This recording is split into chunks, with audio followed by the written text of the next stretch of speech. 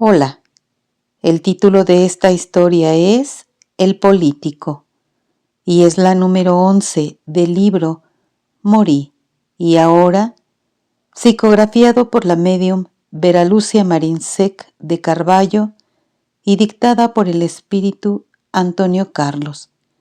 Que la disfrutes, pero sobre todo que provoque un cambio en ti.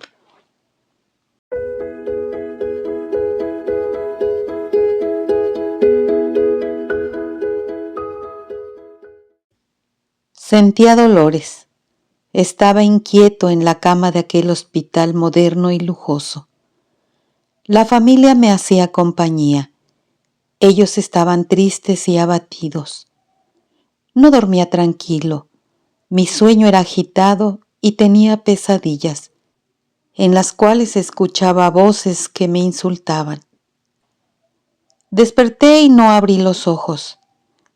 Escuché a mi hijo y a mi yerno conversando bajito. Ellos decían: tenemos que tomar todas las precauciones. Su padre, por lo que dicen los médicos, no tarda en morir. Tenemos que retirar el dinero de sus cuentas y cancelarlas. Tiene razón, dijo mi hijo. Voy ahora mismo a hablar con mi madre. Ella tiene la cuenta conjunta con él. Con seguridad mi madre nos dará autorización para que cancelemos aquellas cuentas y pongamos el dinero a mi nombre y a su nombre. Eso es lo mejor. Me dolió escucharlos, pero ellos estaban haciendo lo que yo siempre hice. Estaban siendo prácticos. Los dos tenían razón. Aquel dinero no debería continuar a mi nombre. Me estremecí, pues ellos también dijeron que estaba muriendo. Por primera vez me pregunté qué sería morir. Había frecuentado muchas iglesias, templos, hasta escuché varios sermones, en los cuales lamentablemente no puse mucha atención, porque además solo lo hacía para conseguir votos. Otros pensamientos vinieron a mi mente en aquel instante. ¿Todo acabaría con la muerte? Al pensar en eso, me asusté. Pienso que nadie quiere extinguirse. Creo que nada se acaba, pues según las leyes de la naturaleza, todo se transforma. Y continué pensando, ¿cielo o infierno? Prefiero que no existan, si no, con seguridad iré al infierno. ¿Me quedaré dormido hasta el día del juicio final? No, tampoco me gusta esa teoría. Si hubiese una sentencia, por justicia, tampoco me iría bien. ¿Desencarnaré, como dicen los espíritas? Si así fuera, en el más allá llevaré conmigo solamente los actos que hice, los buenos y los malos. Tenía suficiente dinero para la vida lujosa que llevaba. La familia y los amigos, ahí a mi lado, esperaban mi muerte, y en ese momento solamente me quedaban mis acciones, las buenas y las malas. Solo eso iría conmigo. Abrí los ojos. Los dos me sonreían, y mi hijo dijo: Papá, usted estará bien, pero estoy preocupado. ¿Será que no es prudente que retiremos el dinero de sus cuentas bancarias? Sí, hijo, respondí con dificultad. Haga lo que crea conveniente, pero no deje a su madre sin nada. Claro que no, papá. Mi mamá tiene muchos inmuebles a su nombre. Y ustedes están casados por bienes separados. No se preocupe. Él salió y mi yerno se quedó a mi lado. Comencé a delirar. Veía bultos. Oí algunas carcajadas y fui empeorando. Él murió. Escuché al médico. Llanto y carcajadas. Eso era lo que escuchaba. Mi esposa y mi hija estaban a mi lado llorando. Entré en pánico. Morí.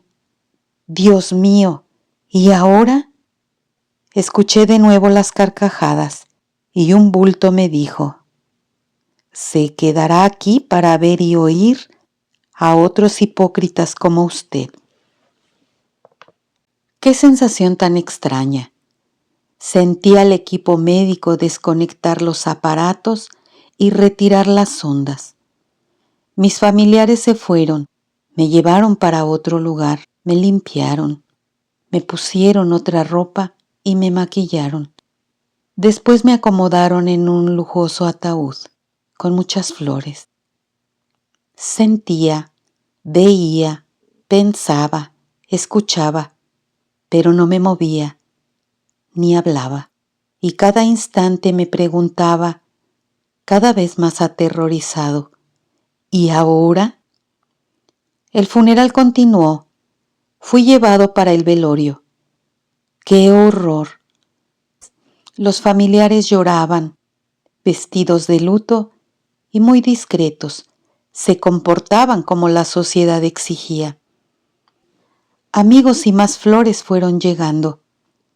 Escuché muchos comentarios. Pocos hacían oraciones. Actuaron como yo cuando iba a los velorios. Varias conversaciones. Personas que hacía tiempo que no se veían.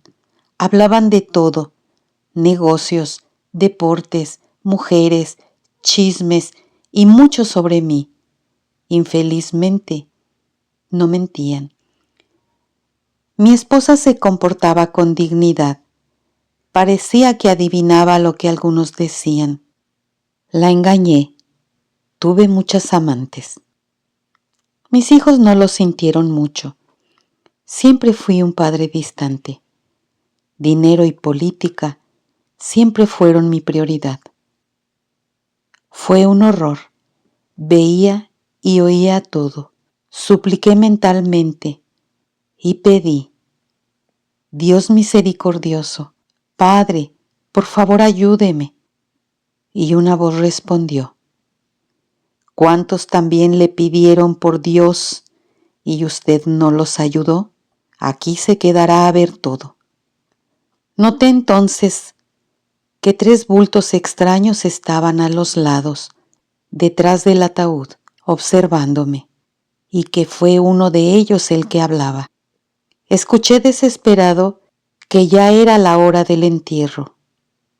¿Y ahora?, pregunté de nuevo, muy afligido. Cerraron la tapa. ¡Qué extraño! Me vi dentro y fuera del ataúd. Discursos, reconocimientos, cuánta hipocresía y mentiras. Me llevaron a una lujosa cripta con muchas coronas de flores. Al rato, todos se fueron y uno de los bultos me dijo: ahora tendrá la respuesta para lo que tanto se preguntaba. Verá lo que es la muerte para usted, que es ladrón y corrupto. Se quedará ahí días junto a su cuerpo de carne que tanto cuidaba. Y aproveche para pensar en lo que hizo mal. Ahí me quedé, en la oscuridad, el silencio y la nada. No sé explicar cómo, pues no los veía ni los oía, pero sabía que aquellos 3 bultos continuaban muy cerca de mí, vigilándome. Estaba aterrorizado porque sabía que estaba ahí preso. Creí que enloquecería. Solamente tenía la certeza de que había muerto, pero que continuaba vivo. Fue terrible. Mi familia, cuando terminó la ceremonia del funeral, se fueron.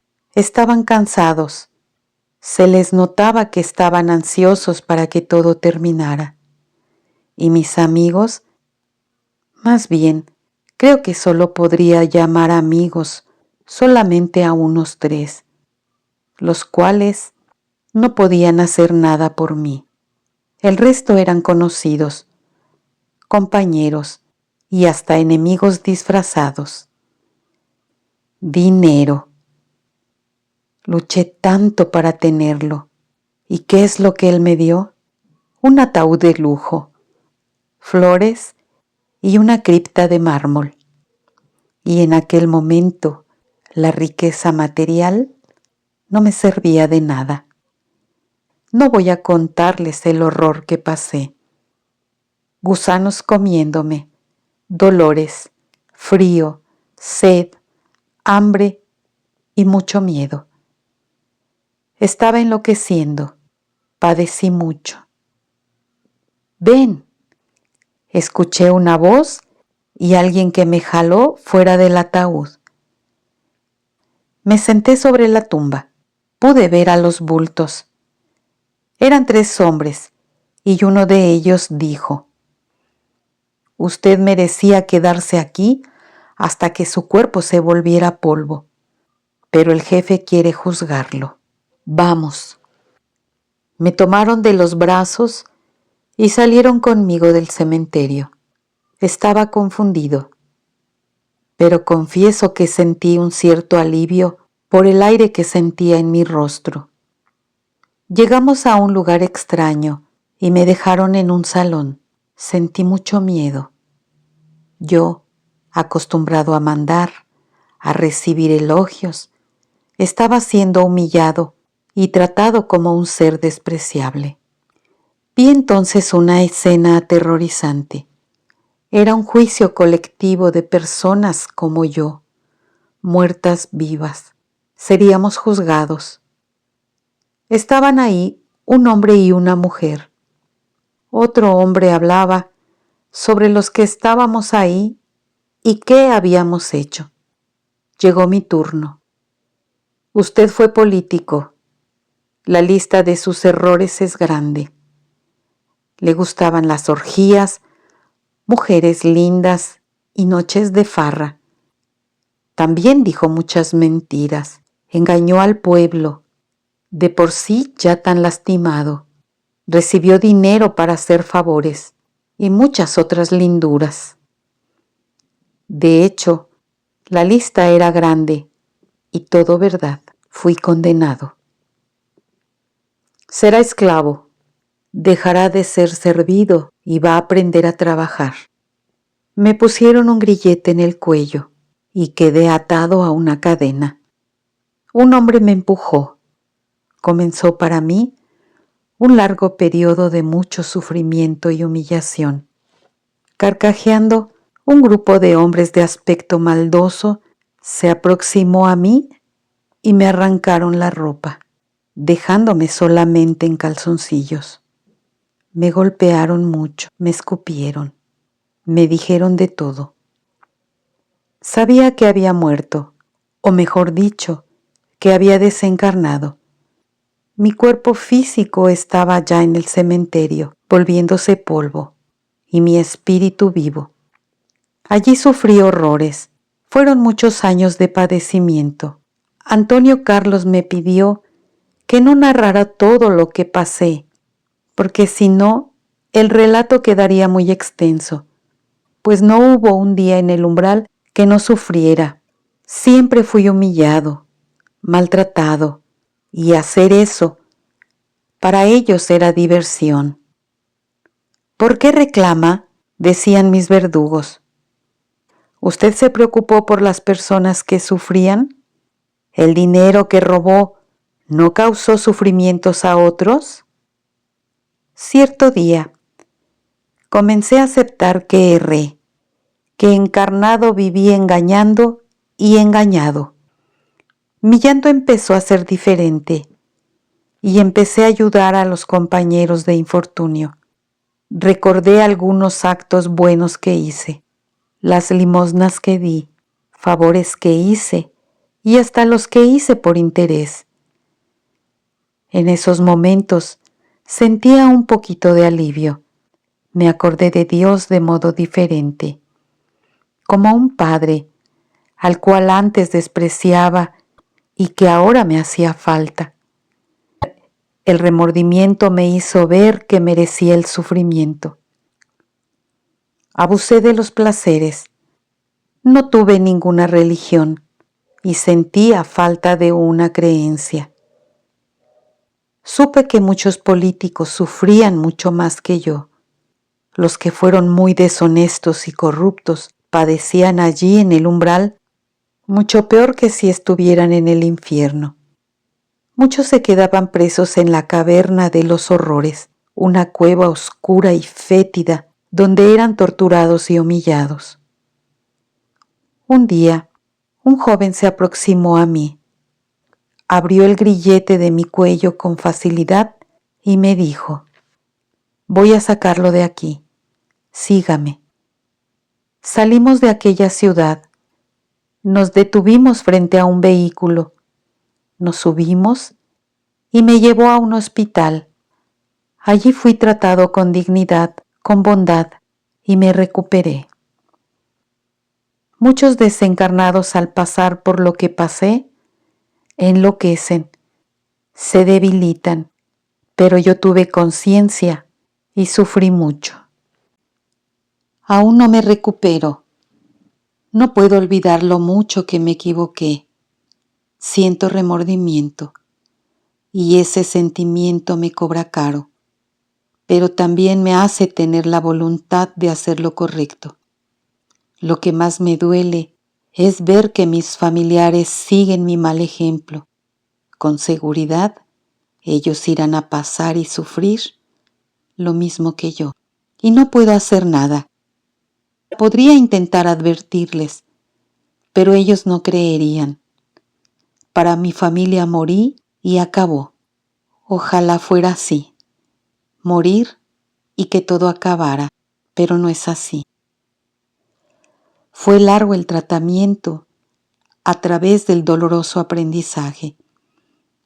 Sé de personas honradas e idealistas que fueron políticos y aquellos a quien mucho les fue dado y supieron usar el poder y los recursos, dignos serán de recibir más.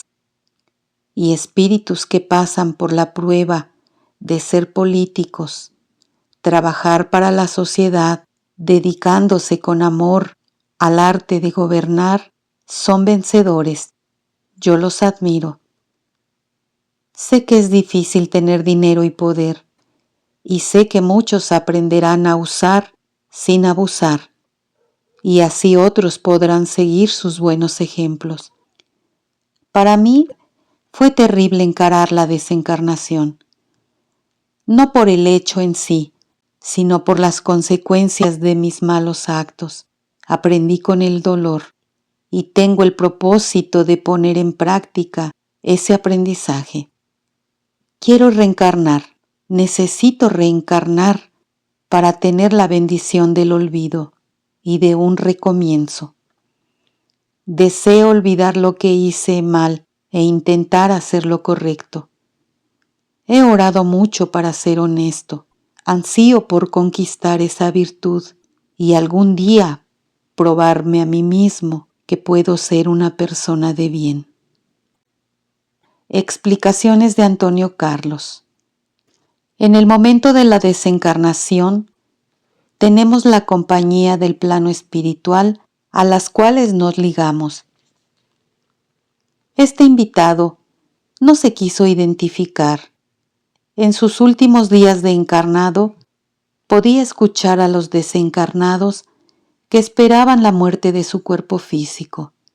De hecho, ellos lo custodiaron en el cementerio para que él no se saliera de ahí y lo perdieran. El juicio que él narró, lamentablemente, es algo que se realiza en diversos lugares del umbral. André Luis, a través de la mediumnidad de Chico Javier, en su libro Liberación, nos relata uno de esos juicios, con muchos detalles.